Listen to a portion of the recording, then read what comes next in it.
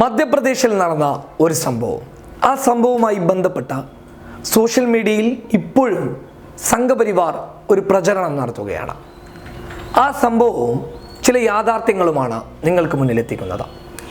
മധ്യപ്രദേശിലെ അശോക് നഗറിലെ മംഗാവാലി സ്വദേശിയായ 23 വയസ്സുകാരൻ അസ്ലം 3 പേരെ കൊലപ്പെടുത്തുന്നു. ഒടുവിൽ അസ്ലം പരസ്യമായിട്ടാണ് ഈ കൊലപാതകം ചെയ്തത്. അസ്ലം തൻ്റെ കയ്യിലുള്ള ആയുധം താഴെ വെച്ച് പോലീസുകാർക്ക് മുന്നിൽ അസ്ലം കീഴടങ്ങുന്നു. സംഭവ സ്ഥലത്തെത്തിയ പോലീസുകാർക്ക് മുന്നിൽ ആയുധം താഴെ വെച്ച് എന്നെ അറസ്റ്റ് ചെയ്യൂ എന്ന് പറഞ്ഞുകൊണ്ടാണ് അസ്ലം അവർക്ക് മുന്നിൽ പോകുന്നത്.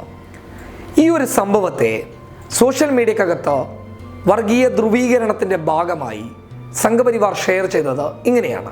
അതായത് അസ്ലം എന്ന മുസ്ലിം യുവാവ് നമ്മുടെ സഹോദരന്മാരെ അരുംകൊല ചെയ്തിരിക്കുന്നു എന്ന് പറഞ്ഞാണ് അവർ ഷെയർ ചെയ്തിരിക്കുന്നത്. എന്നാൽ എന്താണ് സംഭവത്തിൻ്റെ വസ്തുത?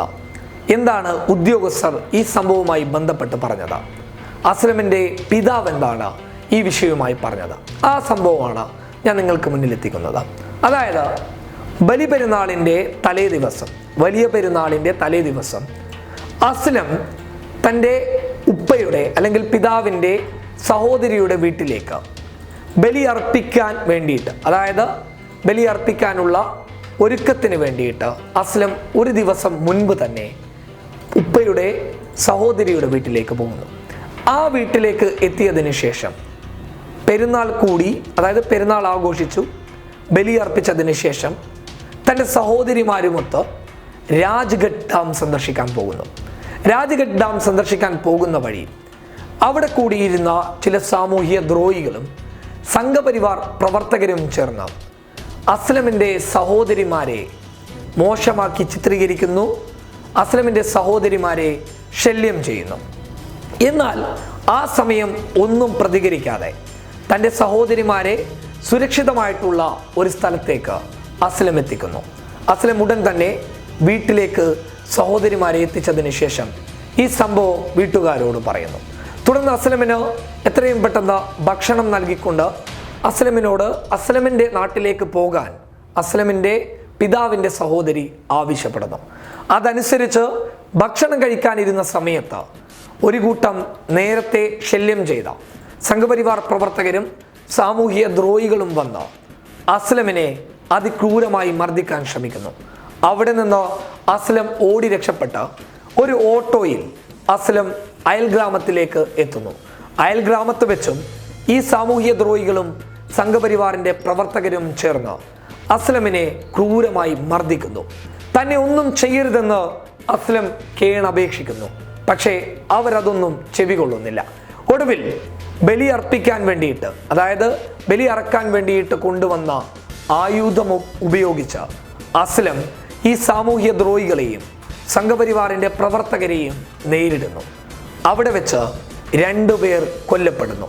ഒരാളെ ആശുപത്രിയിലെത്തിക്കുന്ന വഴി മധ്യേയെന്നും ആശുപത്രിയിലെത്തിയും അയാൾ മരണപ്പെട്ടു എന്ന വാർത്തകളും കടന്നു വരുന്നു. അതായത് 3 പേരെ അസ്ലം കൊല ചെയ്തിരിക്കുന്നു. എന്തിനാണ് ഈ കൊലപാതകം എന്ന് ചോദിച്ചു കഴിഞ്ഞാൽ, വർദ്ധിച്ചു വരുന്ന ആൾക്കൂട്ട ആക്രമണത്തിന് ഇരയാക്കപ്പെട്ടപ്പോൾ അസ്ലം ഒന്ന് പ്രതിരോധിച്ചു എന്നുള്ളതിൻ്റെ നേർസാക്ഷ്യമാണ് ഈ കൊലപാതകങ്ങൾ. പ്രതിരോധം അപരാധമല്ല എന്നാണ് നമ്മൾ പഠിച്ചിട്ടുള്ളത്. അതായത് നമ്മളെ ഉപദ്രവിച്ചു കൊണ്ടിരിക്കുന്ന സമയത്ത് നമ്മുടെ ജീവൻ രക്ഷയ്ക്ക് വേണ്ടിയിട്ട് പ്രതിരോധിച്ചു കൊള്ളുക എന്നുള്ളതാണ്. ആ ഒരു പ്രതിരോധമാണ് അസ്ലം ഇവിടെ ചെയ്തിട്ടുള്ളത്. അല്ലാതെ അസ്ലം അറിഞ്ഞുകൊണ്ട് 3 പേരെയും കൊല്ലാൻ വേണ്ടിയിട്ട് മുതിർന്നതല്ല. മറിച്ച് തൻ്റെ സഹോദരിമാരെ ശല്യം ചെയ്തപ്പോൾ അവരെ സുരക്ഷിതമായിട്ട് അവരുടെ വീടുകളിൽ എത്തിച്ച്, പക്ഷേ അവരെ സുരക്ഷിതമാക്കിയതിൻ്റെ പേരിലാണ് അസ്ലം ആൾക്കൂട്ട ആക്രമണത്തിന് ഇരയാക്കപ്പെട്ടത്. എന്നാൽ അവരിൽ നിന്നും രക്ഷ നേടാൻ വേണ്ടിയിട്ട് അസ്ലമിന് വേറെ വഴികളൊന്നും ഉണ്ടായിരുന്നില്ല. തൻ്റെ കയ്യിലുണ്ടായിരുന്ന ബലിയർപ്പിക്കാൻ കൊണ്ടുവന്ന ആയുധം ഉപയോഗിച്ച് സംഘപരിവാറിൻ്റെയും സാമൂഹ്യ ദ്രോഹികളെയും അസ്ലം നേരിടുകയാണ് ഉണ്ടായത്. അതുമൂലമുണ്ടായ ആ മരണങ്ങളെയാണ്, അല്ലെങ്കിൽ ആ കൊലപാതകം എന്ന് വേണമെങ്കിൽ അതിനെ വിശേഷിപ്പിക്കാം, ആ കൊലപാതകങ്ങളെയാണ് സംഘപരിവാർ വ്യാജ പ്രചരണത്തിന് ഉപയോഗിച്ചത്. എന്നാൽ ഇപ്പോൾ അസ്ലമിൻ്റെ പിതാവ് യഥാർത്ഥ സംഭവവുമായി രംഗത്ത് വന്നതോടുകൂടി ഉദ്യോഗസ്ഥർക്കും സംഭവത്തിൻ്റെ യാഥാർത്ഥ്യം വെളിപ്പെട്ടിരിക്കുകയാണ്. വർദ്ധിച്ചു വരുന്ന ആൾക്കൂട്ട ആക്രമണത്തെയാണ് അവിടെ അസ്ലം പ്രതിരോധിച്ചത്. അതുകൊണ്ട് തന്നെ ആ പ്രതിരോധ സമയത്ത് അസ്ലമിനെ തല്ലിക്കൊല്ലാൻ ആൾക്കൂട്ടം ശ്രമിക്കുകയുണ്ടായി. എന്നാൽ അസ്ലം വീണ്ടും ആ ആൾക്കൂട്ടത്തിനെതിരെ വാള് വീശിയതുകൊണ്ട് ആൾക്കൂട്ടം പിന്തിരിഞ്ഞോടുകയായിരുന്നു.